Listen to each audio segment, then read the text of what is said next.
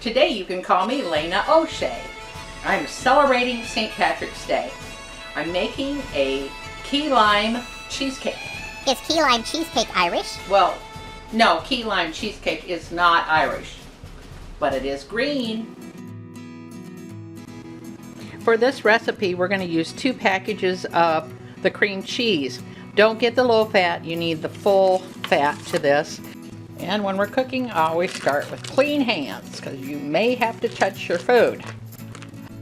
Next, a full 11-ounce can of sweetened condensed milk, or if it's a 14-ounce can, measure 1 1/3 cups.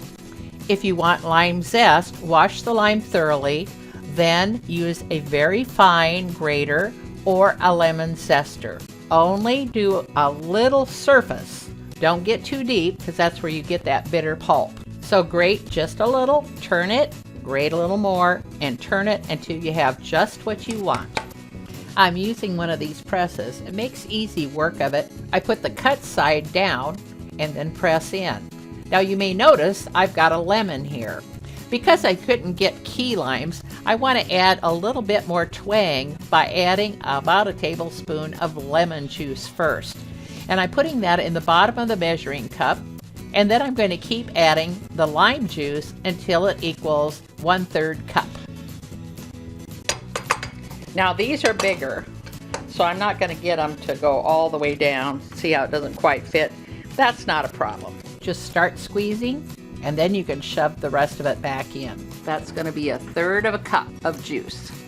At this point, our juice is kind of yellow, so we're going to add 3 drops of green food color and mix it in.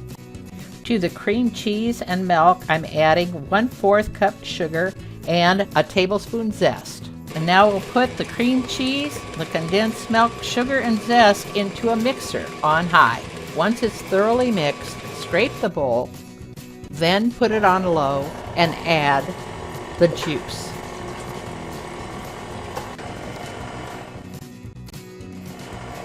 Looking pretty good. I'm using a store-bought graham cracker crust.